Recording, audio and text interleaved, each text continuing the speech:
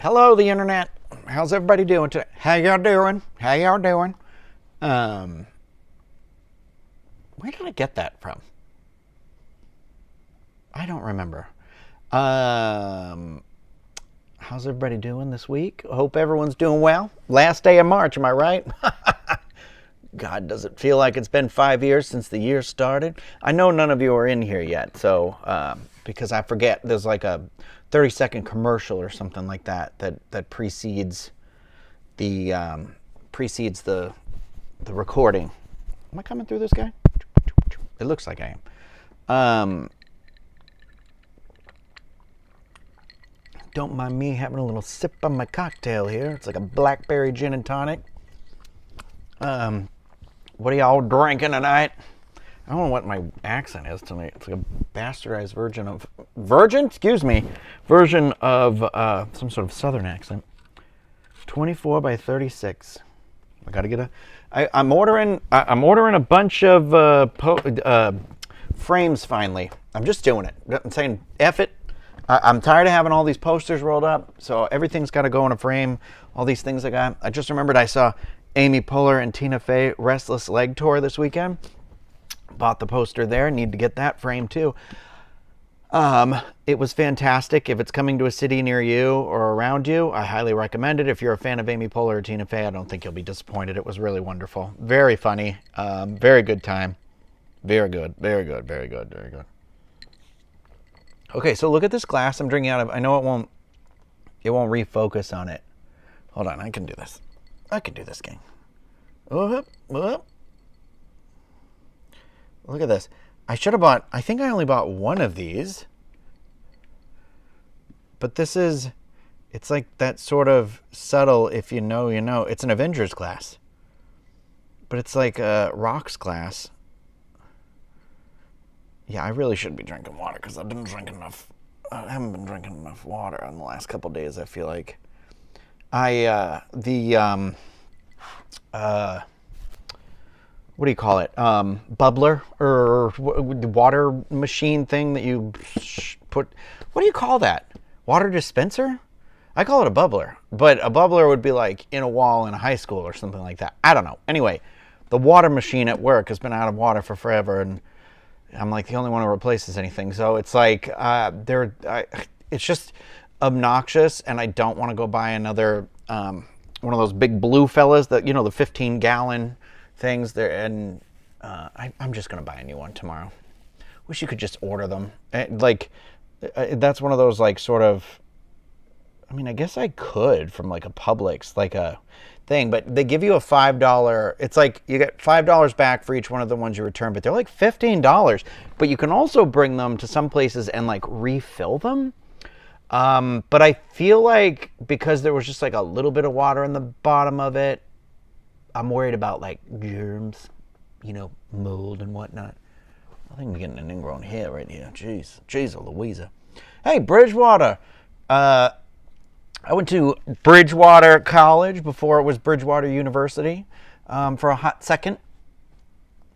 You know, in the spring of 2004. It was very cold, very snowy. Slipped on some ice, cracked my laptop. How's everybody? Hope everyone's doing well. Hope you're doing good. Okay, couple of things I feel like you should be watching. Ready? The Studio on Apple TV. I know. It's another Apple TV show I'm telling you about. I find that Apple TV, I'm pretty sure it is the cheapest of all of the streaming things. You've got Severance, season 1 and 2. Phenomenal. I'm telling you, this is the closest thing to Lost since Lost, I've felt like. It doesn't feel as concrete as Lost, and I know some people will be like, that's debatable, and listen, I wrote a whole paper about the end of Lost, blah blah blah. Either way, love Lost, watched it repeatedly. I don't know what my hair is up to today. I think Severance is our next version of that, sort of like a big mystery show that's really cool and whatever. And so I can't recommend Severance enough. 2 seasons of Looking. It'll be like penicillin for your soul. Not Looking. That is on HBO Max, and that's for the gays. Although I do really recommend Looking. 2 seasons in a movie. Very good. Very like voyeuristic sort of, not, I don't want to say voyeuristic, it's very like over the shoulder sort of camera, like it's all meant to be very natural conversationally, and like the music is only ever in it when somebody's either like got headphones in or they're at a club or something. Like it's very artsy, very good. Jonathan Groff in it, who we love. I was talking about Shrinking. 2 seasons on Apple TV so far, renewed for a third filming. Jeff Daniels is going to be in the third one. Can't recommend that enough. And then what else have I watched on Apple TV? I watched Ted Lasso. That's pretty good. I like Shrinking better. Yeah, I said it. And what else? What else? There was another. I watched another thing. What did I watch on there? Gosh, I can't remember right now. However, the studio, the first 2 episodes are out right now. The 3rd episode comes out on Wednesday. The 2nd episode, it's just shot so well, but it's really interesting if you like anything about the biz, you know, anything that's sort of like, it's very Hollywood, but it's very interesting. Also, it has Catherine O'Hara. And I like Seth Rogen, and I think he is an incredibly talented person. Whether he's your cup of tea or not, he just directed this, and phenomenal direction. So kudos to him. Really recommend it. Trey, I see in here you said you started Mid-Century Modern the other night. I've watched the first episode. The first couple minutes of the first episode, I was not hooked. It was very over the top, very stage acting, very play acting. But then I thought the back half of the episode was better. And I need to watch all of that so that the numbers are in, so they can see that there's support. I was going to do that after this, I think, but yeah. So there's my plug for Apple TV. They don't, not sponsored. Will accept sponsorship. Yes, but congratulations, Tori, on your first day at the new job for the Mayo Clinic. Very cool. Awesomes. Oh, water cooler. Carissa, that is the word I was thinking of, water cooler, because the water jug would go in the top of the thing, but this one, the water jug's in the bottom, which is crazy because you're like, no matter how it works, it's like a straw in a cup that it's not made for, so you're like, there's always a little bit of water left because it can't quite suction it out right. So really, I get that it's easier to load them in, but it's not better. But it is what it is. It's fine.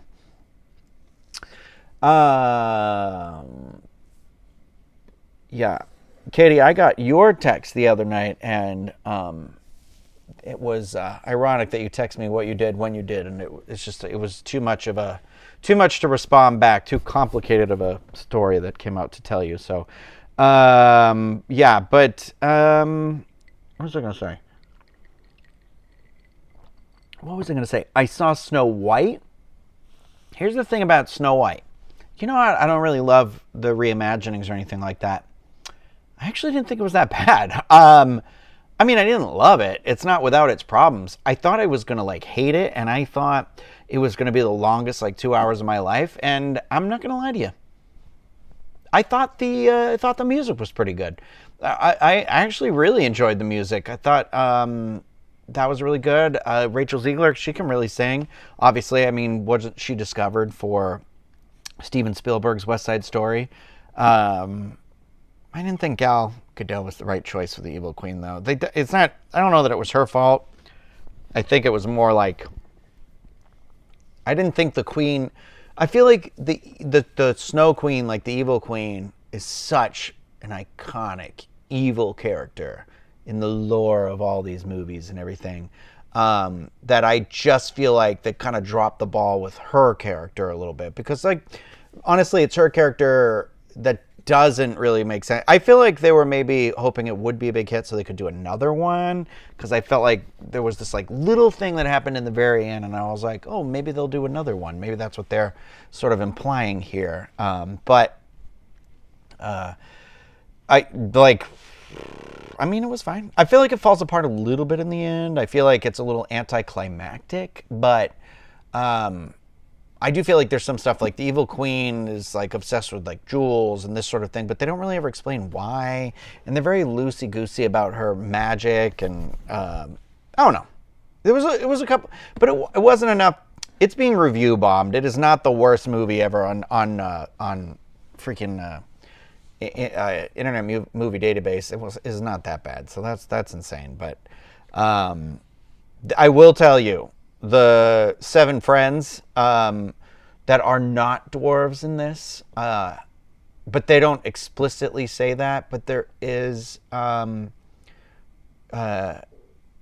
like, from my understanding, is they're supposed to be like magical creatures, but they don't really ever say it, and they never really explain it.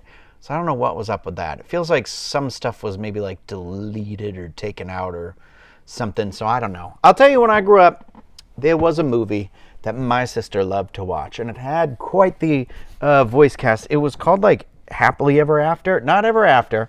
Not to be confused with Drew Barrymore's Ever After. But it was about Snow White, and then there was like 7 dwarfettes. And they each had like magical powers. And we watched that quite a bit in my house growing up. So,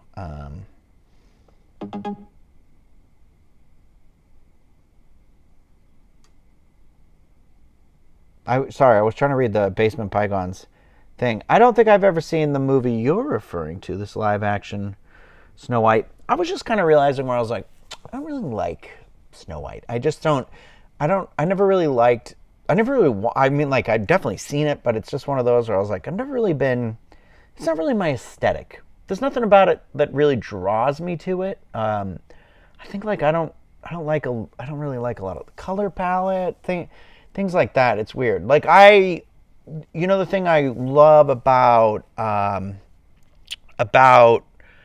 like Sleeping Beauty has a lot of like that neon green juxtaposed with these like deep purple, but it also has these really sharp lines, and it's just a really aesthetically like interesting sort of like push and pull of this color use in that movie is really cool. But again, we wouldn't have all these movies without the success of Snow White, which is great. So I admire that. But it's just, I'm saying, in terms of the classic animated films as such, I definitely also I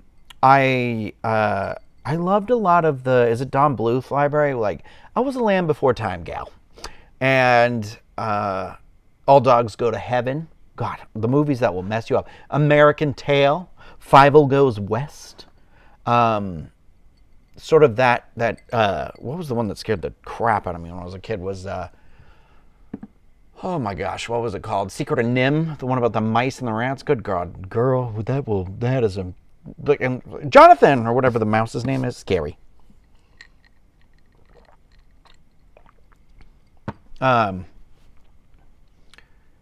Man, yeah, I watched a lot of messed up movies. I watched the, if you've ever heard of it, The Last Unicorn. That is definitely a mature movie. Kind of watched a lot of adult movies growing up, I guess, as a kid. Like Gremlins was one of my favorite movies growing up. I mean, it still is one of my favorite movies. You know, watched Who Framed Roger Rabbit a lot. And I'm just trying to think.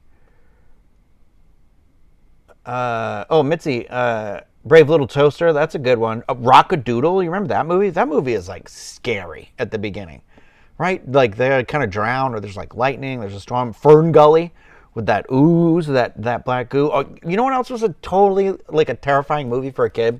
Was The Never-Ending Story. I'm sorry, but the idea of the Nothing chasing these people, and Atreyu, or is Atreyu the kid or the horse? I think Atreyu was the kid, and the horse was like Marzipan or something. I know it's not Marzipan, but it sounds like something like that. That was scary. But I used to always watch the second one too. And you know what? I still maintain it's one of the most depressing, like saddest parts of a movie I've watched. There's 2. Fox and the Hound. I watched that movie once, and I was just like, I never want to watch this ever again. It's the saddest movie I've ever seen. And I maintain it is still one of the saddest movies in my entire life. Like, I saw a clip of it recently, and I was like, girl, I don't think I could watch it in my adult life, because I completely forget that the neighbor drops off Todd, the fox. He drops him off in like the woods. Like, girl, get. I would have moved. Yeah, Return to Oz with the Wheelers, or the Heads. Come on, and the screaming.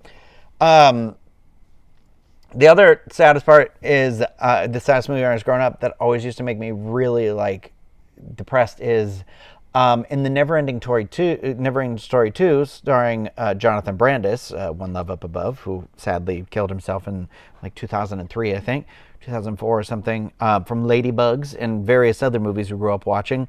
So the whole story is like Bastian's mother died, right? Like when he was a kid. And it's sad. And in the end, he gets this like belt, this thing. And the like evil witch in the Neverending Story is like he can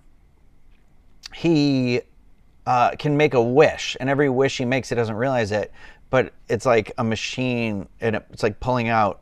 I mean, it's not a machine. There is like a device, a thing, like a Wicked Witch sort of time thing, and hourglass, that's the word I was looking for, sort of looking thing where the memories are in these like glass balls. But there's one part of the movie where he's like wishing, where he's like, we don't have to do this, we can wish for, and he's like, I wish for a step and another, and it's like keeps cutting back and forth, and it's like ball drop, ball drop, ball drop. I don't mean that the way I'm saying it. And it was just like, it keeps going, and then he makes this like final wish, and the final wish is like the memory of his mother. And I was like, she's dead. And now this kid forgot about her. And I don't know, it made me so sad when I was a little kid. So sad, so sad. It's making me sad right now. And I think I have like a genuine fear. It's not, I need to like fix my lighting. It does weird shadows on my eyes. It makes me look so much like meltier than I used to be and stuff. But yeah, I genuinely was like, I remember, it might have been the first time I felt depressed, because like Fox and the Hound, I remember like I walked out of the living room and I was like, I can't do that. Like I went upstairs and I cried for an hour and a half. But when I watched Neverending Story, I remember like feeling this like weird feeling in my gut, and I was just like, oh, I feel so sad. And it was just like, I don't know. It was like, oh God. I feel like it's even sadder now that he ended up dying too. But Return to Oz, yeah, that was also a creepy one. I remember being like, did I dream this movie?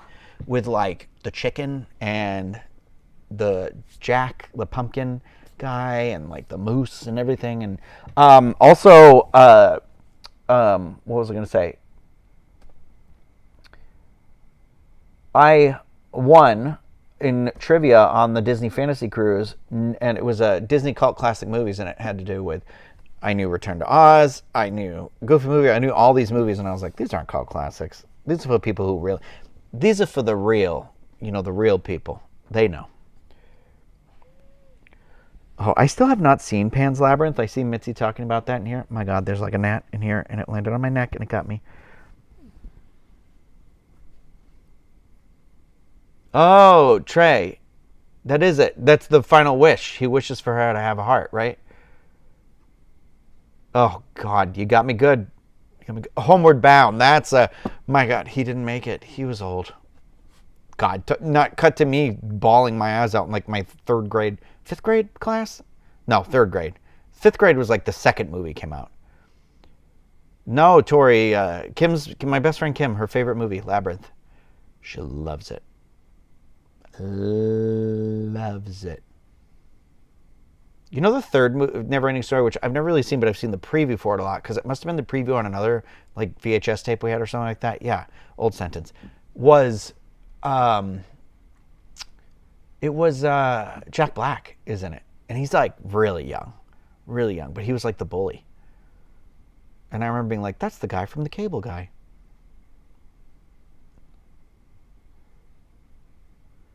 Vicky Valancourt, yes. Why are you still bleeding? Fairuza Balk. I know. Shadow does make it, and that's the best part of that movie. Oh, Dee, I'm glad you're here. Glad you're hanging out with us. Okay. Guys, I have a real concern. I'm not trying to make this political or anything like that, but, it's sort of that critical thinking sort of ripple effect thing that I want everyone to be aware of. So obviously I have to talk about it, even though I haven't seen it.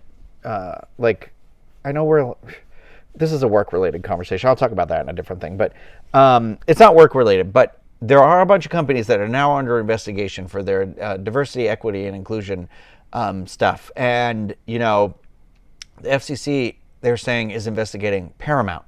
And Paramount is the parent company of Star Trek. And what show do you think better exemplifies what diversity, equity, and inclusion is than Star Trek? And I have this little gut fear in my stomach that all of Star Trek is about to go away. I think they're going to stop making the show. And I'm afraid because Strange New Worlds, season 3 is supposed to come out this year, and it's supposed to be a 5-season show. And there's Starfleet Academy isn't even out yet. I thought that was supposed to come out this year. I guess it's just those 2 shows right now, because Discovery just ended, and the animated show just ended, Lower Decks, which if you've never seen that show, you don't even really have to be a very big Star Trek fan to enjoy it, but it's really good. But if you've been a casual Star Trek fan like me, your whole life, it's really good. It's a really, really good show. That's my next show. Excuse me, hiccup. I need to buy that show for sure. But it makes me nervous, guys. I'm genuinely nervous because I think that I was talking about it with my therapist today, and saying that something to just sit around and think about for yourself is that the things that have had big influences on us. And for me, I went into film because I think it was film and TV. I used to. I feel like I sometimes struggle communicating with people, whether I have a communication disorder or not. It is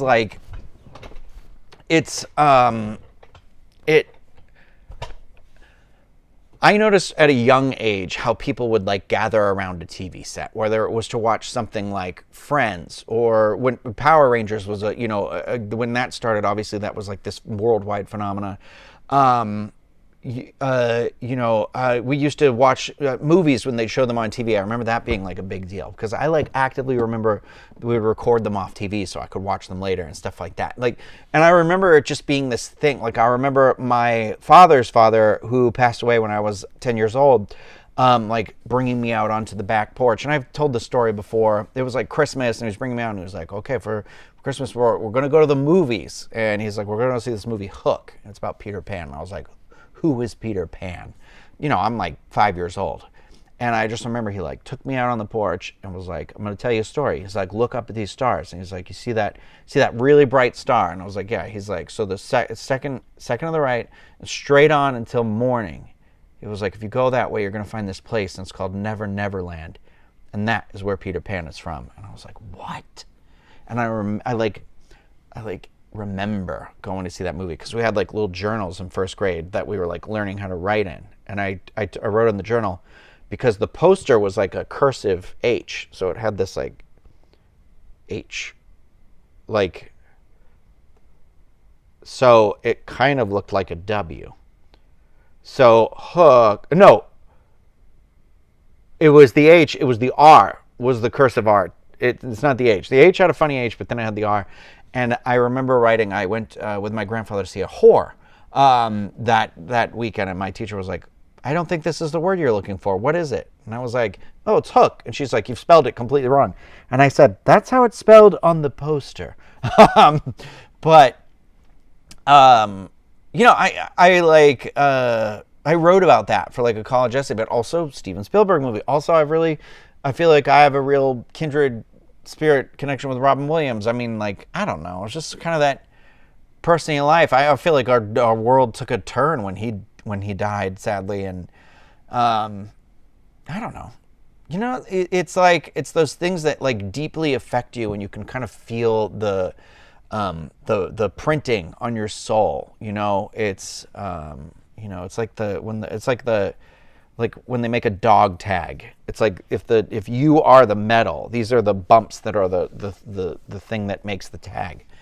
And I feel those have always been a really big deal for me. And for one of the things I feel very close to, even though I haven't seen every episode, I haven't seen every show, I never watched Deep Space Nine, is Star Trek, because I think that sort of discovery aspect of it.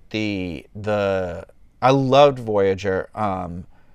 I just loved I think the optimism of what we could be as people. It's like sort of the examination of the human condition. And I love that about that show. And that's sort of this thing, plus it's cool. They teleport. They have like lasers called phasers. And then they go to warp speed. Come on. It's cool. I don't care what anybody says. Like, I love it. I think it was sort of that effect, like of the transporting and stuff, where it was really cool. I was really into the Next Generation movies, but I only watched a little bit of the Next Generation show. I still haven't even watched it, but The Birdcage is also a movie I grew up watching, and I remember just like the laughing. You know what's crazy? The movie, I remember like hearing people laugh so much that they were like crying, was Meet the Parents. And I remember almost being like, I don't think I understand. I mean, I thought it was funny at that time, but I was really young when that first one came out. And I just kind of remember being like, this is a funny movie. But the way like the adults would laugh in the room, I was like, wow. I was like, this is the power of story. This is the power of laughter. This is the power of like relation. Like this is when you relate to something, when you connect with something, it has this power to like move people. And I think a lot of times when people talk about moving people, they always think like, oh, it's to tears or or whatever. It's very moving. But I think about laughter a lot. I think there's nothing better than hearing somebody laugh. And like I don't think I consider myself like a funny person, but I like to be somebody who like keeps the mood light. And even when I am talking about what feels like maybe the end of the world or my anxiety about death or whatever, these things, it's still like I like to throw in a joke, and a joke isn't the two nuns walk into a bar. I don't even know what that would be. It's a joke is sort of that understanding of the audience and the people around you, and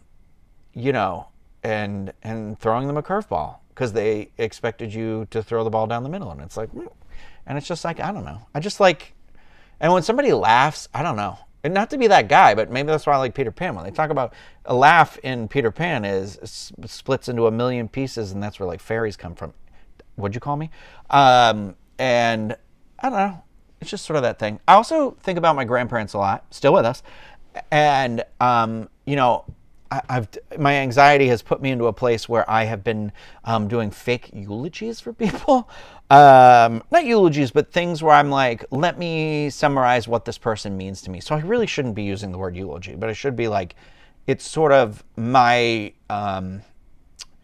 author's introduction to their biography, I guess. And I was just thinking, one of the things I love most about my grandparents is that it doesn't matter what it is or what's going on, is that my grandfather will tell a joke. My grandfather will laugh. My grandfather and my grandmother will laugh too. I don't know. For as like serious as she can be, because he makes kind of a joke about everything, I feel like they laugh. And I'm like, I love that about them. Like that they still laugh. I don't know. Something kind of beautiful in that, in that DNA. And I think sometimes, I think maybe right now, I think there's a lot of people who don't know how to laugh. And I don't think laughter should really come from like hurting anybody, or whatever. I think laughter is sort of, there's many different versions of like humor and stuff like that. But I always just think like, I don't think like laughing out of cruelty is really fun. I think there's just something about that sort of very, very innocent laugh. I don't know. It's sort of that like that dumb joke, like I'll still tell my friend, and I will change the name for the story's sake, and you can see how immature I am. When I was in my junior year of high school, there were two honors classes for biology. And for some reason, the one class had like 45 students in it, and the other class had like 10. And I was in the one with 10. They were both the same level of class or whatever, but it was just like a scheduling person and a scheduling thing. there was one kid in this class, and he was like a small version of Dwight Schrute from The Office. Like, I'm not even kidding. Legitimately, that he could have been a teenager version of Dwight. You know, kind of a little bit of snarky, kind of a little bit of that socially awkward, a little bit of whatever. But, you know, I'm also me. I'm not going to be like mean to anybody. So, you know, he came from a private school. And now I was in the public school, and I tried to be nice whenever I could and stuff. But, you know, there's some things you can only be so nice for so long, or try to help people for so much, and then you're like, okay, baby, you got to meet me halfway or something. Anyway, he used to do this thing. He'd sit on the back of chairs, like his butt would be up here and his feet would be in the chair. Always, he was always like perching. That's not super relevant to the story, but like he would sit all of us were sitting in the front seats of the class, and he was in the back, middle row, last seat, whatever. We're doing this thing, we're taking this test, and I'm telling you, I will randomly think of this and just start spontaneously laughing. He farted. It was dead silent. Yes, I know this is a fart joke. This isn't the whole story. We look up, me and another person look up, we make eye contact. Another person in the front of the room looks back at me and the person making eye contact. And they're like, they decide to make a comment being like, oh, do you need to pinch one off or something? Tim in the back. Everybody laughs, it quiets down, okay? So here's the story. This is the part of the story that makes me laugh, is that it's like 15 minutes later, and I am like replaying these events in my head, and I start like, it's sort of that thing where I'm like, this is funny still. And I'm looking up thinking other people are going to be laughing. Everyone's gone back to the test, completely hyper-focused on their test. And I'm like, oh God, I'm like giggling. And I'm now trying to stop myself from giggling. But all I can see is this exact moment re-happening. And I am like desperately like holding my breath, trying not to. And now it looks like I'm seizing, essentially. And it's just every now, like I'm laughing at the idea that I couldn't stop laughing. It's like the same reason why I can't hide and scare people. I try to do it all the time, but I can never do it.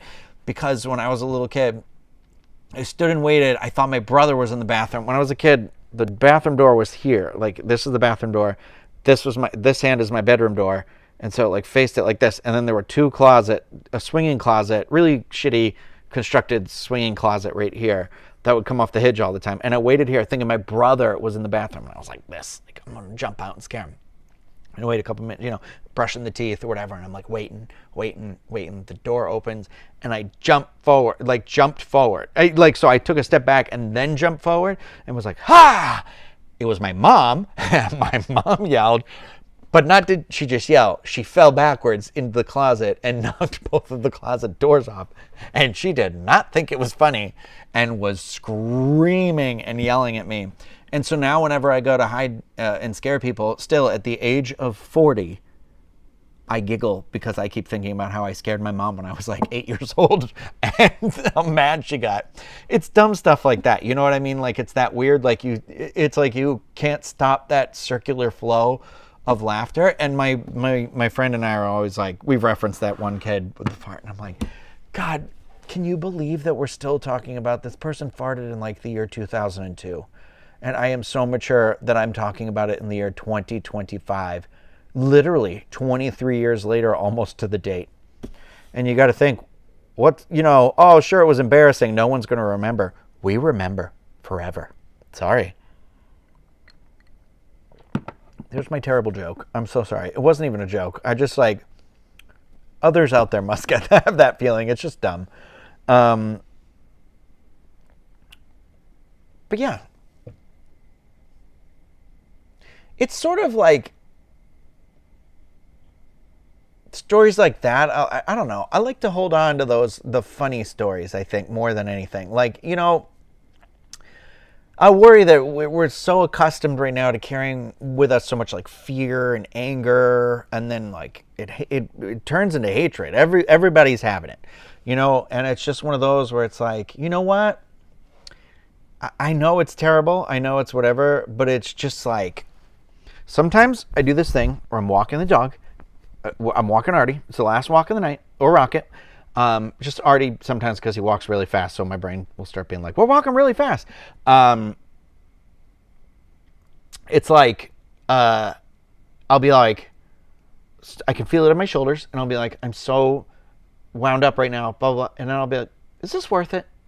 And I'll be like, it's not worth it, because guess what? I'm with my favorite, I don't walk them together, so it's usually, I'm with one of my favorite beings on the planet Earth right now, and I'll be like, and the sad reality is, we're not going to be together forever. I can dream, maybe in the afterlife we'll find each other, but we will find each other. I had a dream about it. And I was like, I think to myself, is this the emotion I want to carry with me while I'm spending time with this glorious being? That, like, by some miracle, we have all the stardust in the universe all whoop, come together, and that somehow we are all in this rock in outer space floating together right now at this very second. And God knows what's going to happen. I don't know, the earth could crack open like an egg tomorrow, or something could come from out of here and hit us or whatever. And I'm just like, you know what? It's like, I'm so lucky to have had this moment with this right here, right now. And I don't want it to be filled with this. I want it to be filled with joy and happiness. And it's easier said than done, but this is like it's this thing I'm trying this ritual. My therapist also talked about, sometimes I was saying how I sometimes I worry about, like, I was driving the other day, and this is what I was saying too, where I was like, I don't, I was driving home, it was a couple days ago from work, and I was just like, I don't think I know how to, like, laugh anymore. I was like, I don't think I know how to be funny anymore, is what I said out loud sort of to myself. And I was just like, it was really sad, because I was just like, God, do I? And I was like, I think it's just because maybe I've been in that swamp from Neverending Story so long, with that, like, I'm the horse and it's pulling me down, and it's like, I don't have to be the horse, and I don't know. It's just like, we don't have to be like that. We can be, I don't know. I think joy can be infectious. I think also, if we can do something to make somebody else's day a little bit better, great. I think the meaning of life for me, maybe, or I'm hoping in the end, will be like, I want to have known maybe I made this world a little bit of a better place than the one I came into it. I feel like that seems insurmountable at this point, but that's also where I'm like, maybe that's the real test, you know what I mean?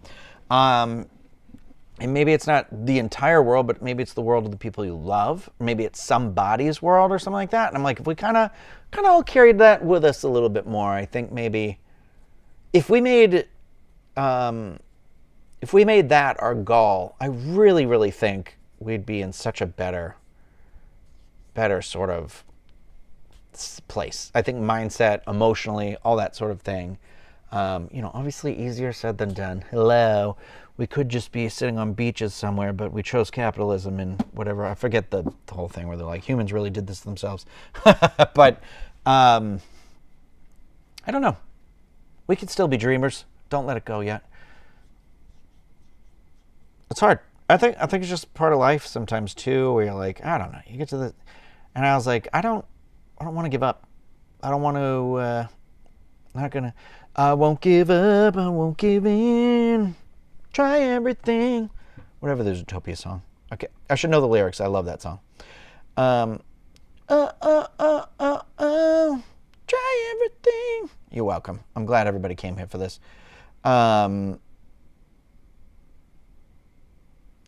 Mitzi is telling me she did a class at SAC. Okay, Mitzi, I'm sorry. I'm talking about what you just texted me. My friend Lindsay was feeling very down and out about herself, and she chose to do an improv class. And I will tell you that improv class changed her life. It wasn't even just like, oh, now she does improv or anything like that. But it went into her feeling like she could do more things. She could figure all that. Like, it empowered her in this way I'd never seen. So it's interesting they're going to do that. Jay also says, I mostly want to yell and throw things. Hey, don't they say that's like good for you? What are those rooms where you can like go in with the bat and like destroy stuff and yell and smash things and everything like that? I think my version of that is I would love to find some local batting cages, and I think I would love to take my rage out in that. because I mean, I used to play baseball for like 10 years. And I every now and then, I feel like when I'm so angry, I was like, I would like to take a baseball bat and swing it at a tree, because it's sort of almost that feeling of reverberation, but also the bounce back from the bat back into my hands. It's like, it's the reality of what that anger inside of your body is going to do, which is nothing, because you're swinging a baseball bat at a tree. You can't do anything.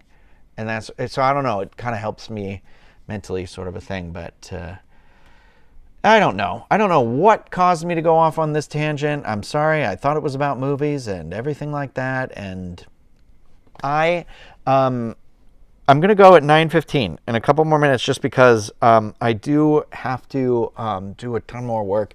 If you are one of my like personal Patreon supporters, I have a Patreon, a personal Patreon. It's patreon.com/Ryno, R101185. I am going to do a follow-up live stream over there for a couple more minutes, maybe like 20 more minutes or something like that. If you want to join in, I'll post that link on there right now, and move it over there a little bit. I have to talk to all of you about some stuff. But yeah.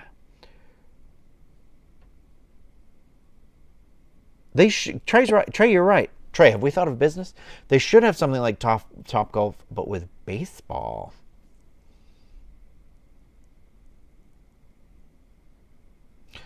Reef got in here is saying, I've been starting a lot to do more self-care lately, which I think is very important.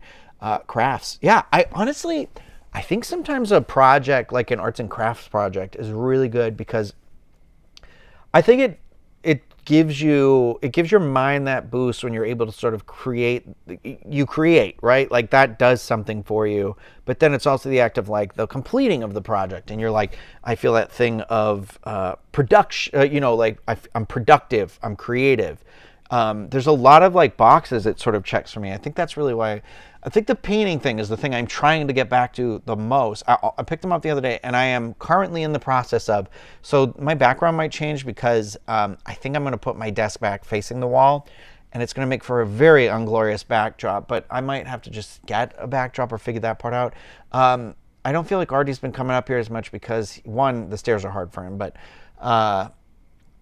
I think it's like a space thing, and I just want to give him a little bit more space, but also I need that space to paint. I need to figure something out. I am in crisis right now. And I've told myself, I say this mantra, and I think I've told you all before, you cannot pick the mountain up. It's one rock at a time, and it will feel so impossible every rock at a time. And you will have been picking up these rocks maybe for a year, for 2 years, for whatever. But I promise, if you are feeling that sensation of picking up a rock, pick up that rock. Move it one thing at a time. Do not be hard on yourself about it. One thing at a time. One little thing at a time. Not, I'm going to clean this whole room. Maybe you cleaned a part of it. Maybe you got one bag of trash out of it. Or maybe you gave away a couple of those old clothes where you're like, you know what? They've been in the bottom of my drawer for whatever. That's my journey right now, is the clothing thing. Amongst a million other things. It's just like, because I've been so anxious lately, and I don't know, it's not great. I've been buying way too much theme park stuff, and it's like, not always, a lot of times I like give it away. But there's things where I'm like, I want this. I like this. It brings me the happiness. It is 100% worth it to me, because it's not even like I regret it. It's just, I feel like I've been collecting for a life in a house I don't have.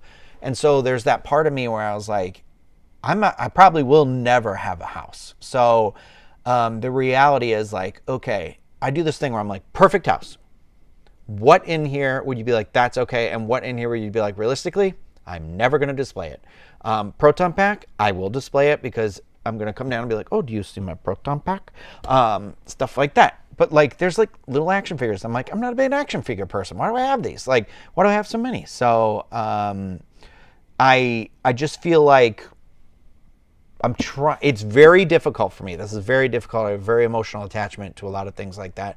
Inanimate objects. Toy Story, what have you done to me? But also like I'd rather find something, a happy home, than make money on it. But also I am like, there's things I can get. The Tiki Mug collection, girl, I ain't never going to drink out of these. In a perfect world, how am I going to display them all? Some of them are hideous. I need to start condensing that one down and stuff. So, also, I've been doing a thing. Here's the thing, because I see a thing about physical health in here. And I've been bad about it this last week. Again, one rock at a time. I was really trying to do a thing where it was like 30 minutes before sunset, I would go outside and I would walk for 2 to 3 miles. That was my goal. It takes me about, if it's like 3 miles, it's about an hour. If I'm just walking. I told myself not running, just walking, because I was running before. And I was like, I think running right now with my current like weight and having not run for so long, I was like, I need to ease into it. And it is one rock at a time. I need to make the habit of putting the time aside, not what the activity is. I need the time more than the activity. See what I'm saying? I don't know why I just Wendy Williams that. Do you hear what I'm saying to you? And so maybe like it's setting alarms in our calendars, or going through at the beginning of the week and blocking that off specifically for yourself. But I've been doing the steps, and I think it's good maybe having like an accountability part. I sent it to my friend Kim, although she has not been checking in as equally. But her husband started running again, and she was sort of like, oh, you guys can do it. You can do this together and stuff. And I'm like, but it does do wonders. I do say, like, giving yourself that little bit of time. For me, it's like this creativity starts to swirl that I didn't have before. And I was walking, and I was like, I've got another idea for another one of those BL, the Boys Love series that we were doing. And I was like, I have one. I sort of like loosely pitched to RJ. I don't think he liked the idea as much. He said it was cute, but I'm like, So I want to start developing that. I'm still trying to edit this other one. It's a lot of stuff. Today, a video that for some reason I thought would only take me 2 hours to edit, took me 6 hours to edit it. Am I proud of the final product? Yes. Will it be worth it in the end? Probably not. But I have no choice. It's part of my job. And I'm not going to be down on myself about that. I did a full day's work. Like, I mean, that was 6 hours after I was done with meetings all morning. So it was like, I feel good about the work I did for the day. And I feel like I did my part. Am I where I am work-wise that I want to be? No. But I have a lot of work this week. I have a media event for a theme park that's opening soon this week, and I'm a little stressed out about it. Yeah. See, Trey, you go to the gym. You've been doing it. Okay, gang, I do have to go because I do have a bunch of more things. I can't believe I'm saying this at 9:15. I have to go do this little live stream. So again, if you are one of my personal Patreon supporters, patreon.com/RYNO1185. Jay, 100%. Text me when you're walking. But here's the thing. Don't be offended if I don't respond. Just text me. And then eventually I'm going to start texting you back about walking and stuff like that. I think it's just being able to like put it out in the world. I think that's why I used to really like an Instagram stories. People be like, oh, blah, blah, blah, thing. And I was like, no, I feel like once it's out in the world, you're like, I did this, you know? And it's like, be proud of the things you do. You don't need other people to know. But it was that, there's no denying that we are raised in that sort of like high school mentality of like, where's my gold star? I don't need anybody to say anything or do anything, but it is like the idea of being like, look, we're doing it and we're doing it together. I love that. So thank you everybody for joining in. I really appreciate all of you. I appreciate you stopping by and hanging out for a little bit and allowing me to lecture you like I have any qualification to do that. This is just like Monday night therapy for myself. So thank you for always being here. Thank you for loving me. Thumbs up, subscribe. If you guys are subscribed, if you click that bell, it's going to notify you whenever I publish these random videos. So check that out. Okay, I gotta go. Okay, bye.